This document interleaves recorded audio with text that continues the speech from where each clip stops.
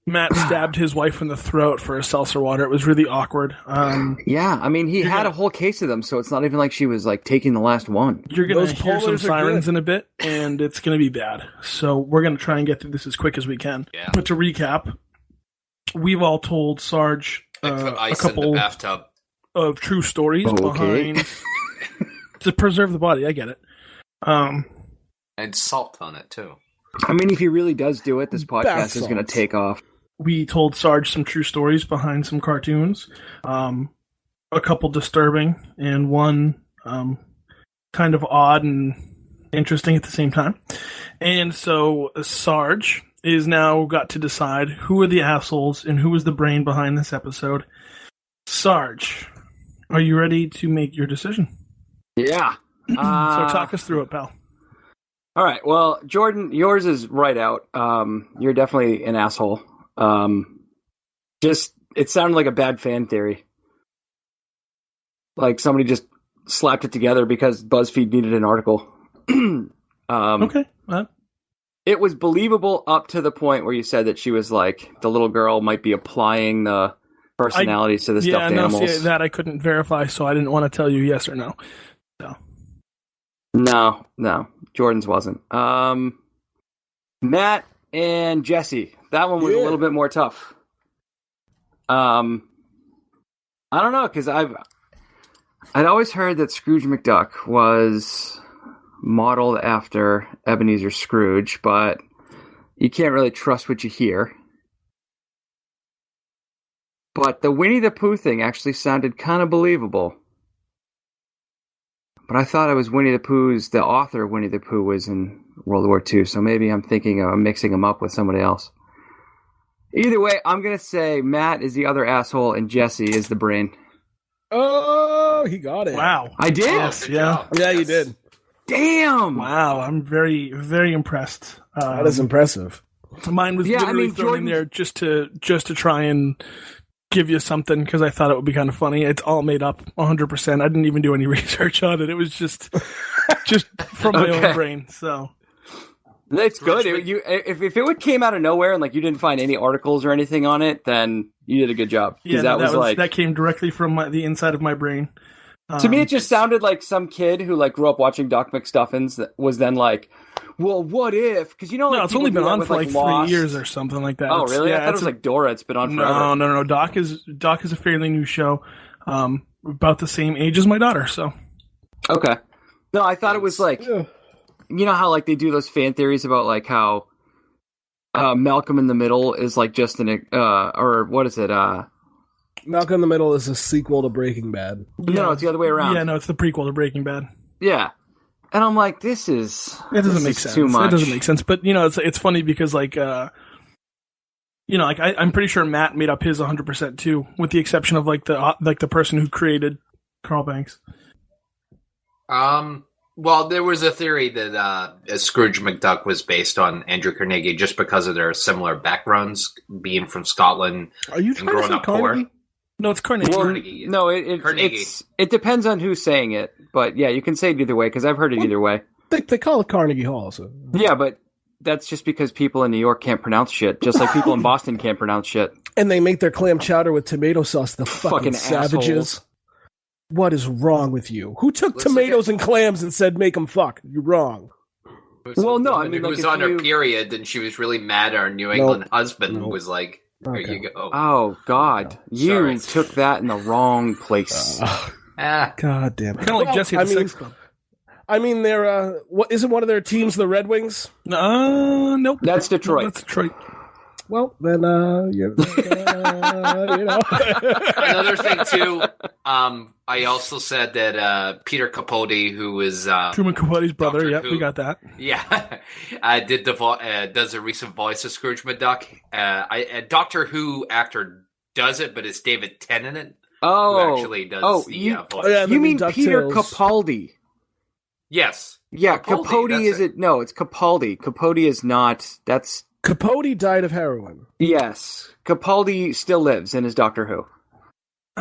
So that's how they pronounce it back home. He survived Capaldi. Twister and then died of heroin. Exactly. Yep. Yes. So, I made it dark. What's up?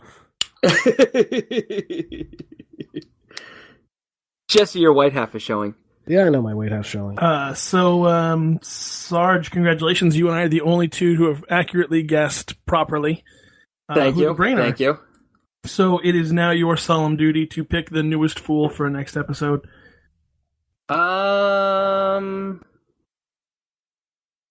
We've all been the fool now. Correct. Huh? Yep. We started out Yeah. with Jesse, then it was me, then it was Matt, and now you.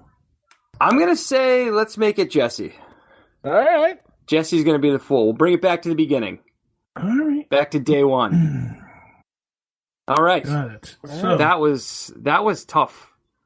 That was a lot harder than I thought. I really hope they make a live-action movie about Christopher Robin just fucking... just I slaying know, he people. sounds like a badass. It kind of breaks my heart though that like I really his want that dad line to be created in this. it.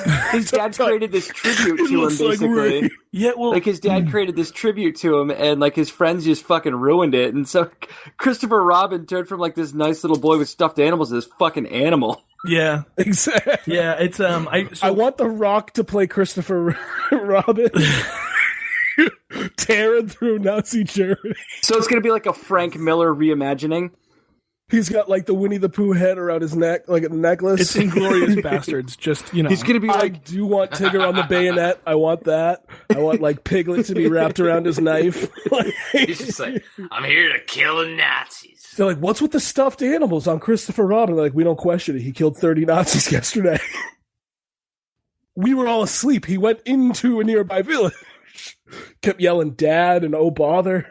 There would definitely be a scene in the trailer where a grenade gets thrown towards him in slow motion, and you just see him just be like, oh, bother. they just And need then, to make like catch a. it and throw it back. They need to make like a 300 style reimagining with Frank Miller. Yes, yes. Or he just throws a grenade and then turns his back to it with the explosion. Yeah, and like, but like Piglet's the one who can't carry the shield. Yeah, well, You know? obviously. Kid Eho has like shotguns in his tail. In the back. Eeyore's just got really bad PTSD. There has to be an escape scene where Christopher Robin gets stuck in a hole in the wall and is like, oh, no. When he comes out of nowhere, I can save you. I've done this before. So, all right, guys, let's touch back to the last episode real quick. Obviously, as we begin 2017, not one of our picks for the death pool has yet died, so those picks are now officially locked in for the entirety of 2017.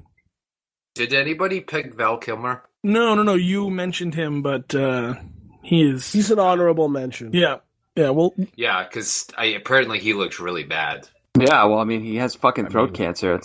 And he's not Michael Douglas. He sounds like Marlon Brando. Yeah, how did Michael Douglas just regenerate like Wolverine? I don't know, but if you look at his father, it kind of makes sense. Like, his dad's 100 years old. His dad had, like, 2 strokes, and he's still, like, dancing and shit. He's like, what's your problem? So, I also expect that after our latest episode, Alex Jones is going to start coming after us, so we might as well watch out. I hope so. I'm ready for it. It's all a false flag, everything we've done. I have made 30 counterfeit flags. I don't really understand what he means, so I'm going to be planting those all over Boston. I'll be like, this is a false flag operation. Fun little scavenger hunt. They're Just so actually everyone flags knows, of the guy from Operation. I am a professional crisis actor. That's why this podcast is such a disaster. So, all right, guys. I hope he actually doesn't have a stroke when he listens to our episode. I think it'd be hilarious if all of a sudden he's sitting there and he just grabs his shoulder and falls. He's like, Actually, he might come after me. I own a lighting company that specializes in strip clubs, and we're called the Illuminati. Oh, but it's Illuma and then Naughty. Then the word naughty. Yep. Yeah. Illuminati. Twitter handle is Light the Night. It's just genital shaped neon lights. So these strobe at an uncomfortable rate and will make a 6 look like a 10. I could light this room so that you don't see one C-section scar if you just give me enough time. And this particular light is educational because the clit lights up so you know where it is. Bing, bing, bing. You bring me a Margaret, she'll look like a Sabrina. Oh boy! All right. Man. Anything interesting happened to you guys lately before we close out the show? I got my grades for school. Did we already talk about that? I got my grades for school. I did well. Sarge is a child? I am a child. I'm actually doing the Billy Madison program. I'm gonna have to repeat second grade though. So there's that. That's what happens when you get caught cheating. Well, That's what happens when you call your sophomore year of the second grade. Well, the green crayon fell out of my shirt sleeve, but I didn't put it there. And that's my story. Mm-hmm. I'm sticking to it. Mm-hmm. I've seen what you do. Yeah. I watched Spies Like Us and just tried it out, but no one believed it because Chevy Chase wasn't there. Ooh, that's a tough one too. If Chevy Chase was there, everyone would be uncomfortable. I don't know. I tried the Chase. eye patch, but I couldn't get it far enough away to actually be able to read it. We haven't talked about actors who look like they smell lately.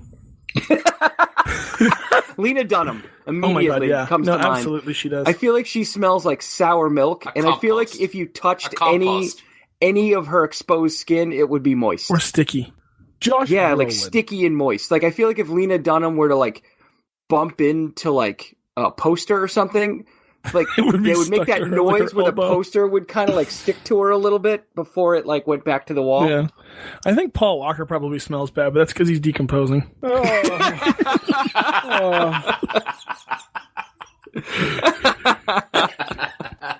Sorry, I couldn't help myself.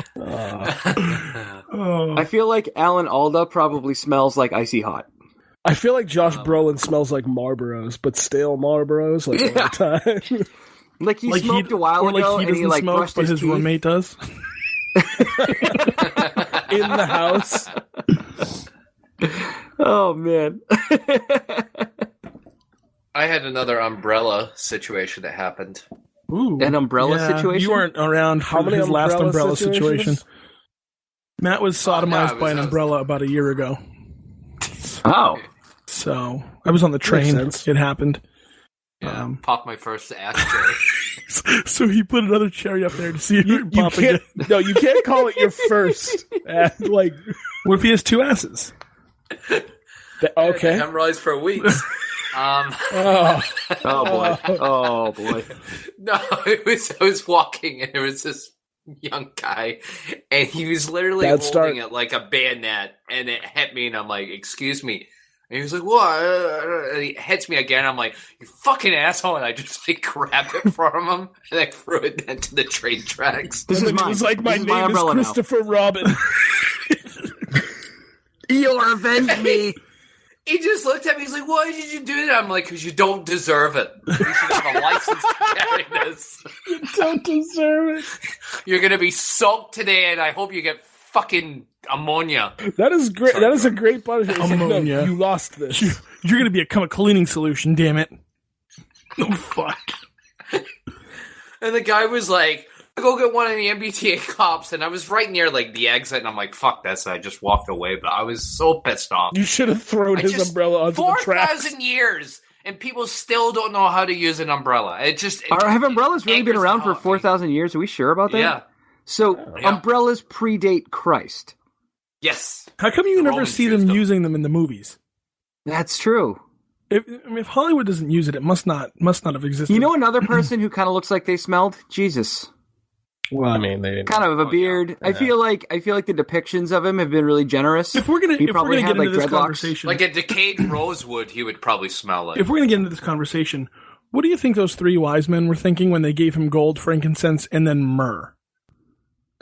Like what? I think newborn. So I think here's what I think happened. You know, when you're in the store and you buy a present for somebody, and you're like, I don't feel like this is enough, and then they've got like a bag of lighters, like the 3 Bic lighters, and then like a crossword puzzle. I think that's what happened. They're like, we'll give him the gold, and then like, you know, like a supplemental, just so it looks like we got more gifts. We'll give him the lighters and the crossword puzzle too. So that's our musings for tonight. Thank you for listening. Why are you using a cash register like an old-timey adding machine? Is what it sounds like. The fuck's going on? Sorry, I dropped something. I'm getting a lot of noise from you this evening. I don't like it. But all right, everybody. Well, thank you for joining us on episode 33 of Misguided Musings. I don't really have much else. Yep, let's go. Now. Yep. Always leave them wanting more. Jesse, you got any shows coming up? Wednesday, January 18th at the Comedy Studio. Haha, come see me, bitches. All right, listen. Where's If you're going to take this career seriously, man, we got to stop prompting you to tell us about your shows. Yeah, I haven't had many. That's why he changed his Twitter handle. He's gotten tens of invitations to Tomorrow night at the local VFW, comedian Jesse Miles. Don't forget to tip Talks your about waiter. airline food. VFW is not a bad thing. Hey, Jesse, maybe you can make more vet jokes. That would go over. Yeah, that'll go over real well. You'll make a lot I of don't know. friends. He wouldn't have a leg to stand on if he did that. Lucky for him, he makes them. Yeah. Problem solved. Oh, he's rolling out some old Just jokes every out guy there. who runs up, God damn it. for every guy who runs up with like a machete to kill him, he's like, I got another prosthetic for. Oh, okay, yeah, no, thank you. All right. I'll take the prosthetic over the machete. It's fine. All right, guys. Thank you for joining us. We appreciate you listening, and have a wonderful week. You're welcome, and we're sorry.